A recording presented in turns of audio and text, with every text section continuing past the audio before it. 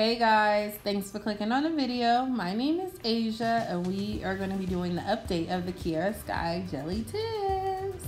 Okay, so I've decided I was going to soak off the nails like you do gel polish. So I was going to break the seal of the top coat, wrap it with acetone and foil, and then if you had a heating source, you can put your fingers next to a heater or something like that so they can speed up the acetone, but I didn't. So I was getting a little restless, so I said, forget it. So I drilled off the rest of the color to like the clear or when it got thin, and then rewrapped it with the acetone and foil and just waited that way. Now, my opinions about the Kiara Sky. I like it. I do like it. But I'm just maybe I had high expectations. I really don't know, because this is the first time I've ever worked with something like this, so I really I guess didn't know what to expect. Maybe my expectations weren't set high, but some of the things that I dealt with or that I felt like was annoying was the builder in a bottle. I did not like how if you dipped your brush in it, you got a whole bunch of builder. Now, some may say that's just what happens. That's perfectly fine, because that also was the first time that I dealt with builder in a bottle. So that was an experience I didn't like. I didn't like also, if you were doing this for a service as a nail tech, all the tips in the box need to be etched on the inside. And I definitely feel like that's an extra step that is annoying if you have a client, because you want, I don't want to say like rush the process, but you also don't want them sitting all day, because more people in your chair equal more money. So it's like, I definitely feel like if you're bored one day and have absolutely nothing to do, I would say go through the box of tips that you got and etch the inside, or at least some of them, so therefore it can help speed up the process just a little bit.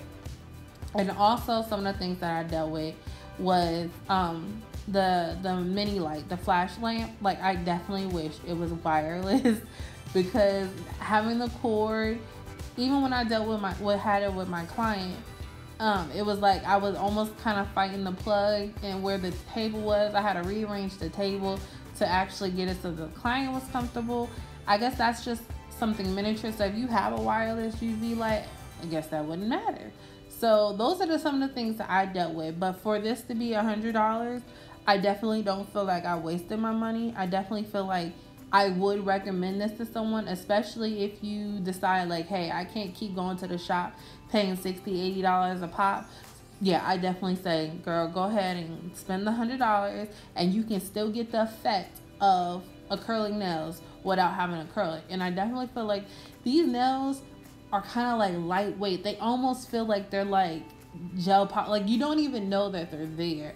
And then when you do, if they pop off, it's a clean break. It's not like acrylic where some is still like it's basically lifting and it's super painful and you gotta wrap it with a band-aid. No, you don't have to do all that, because that bad boy, it's clean. Like, it's like, dang, it popped off. And it's like, yeah, like it popped off. Even I did another set on myself and I kind of got tired of having it on my hand but didn't want to soak it off.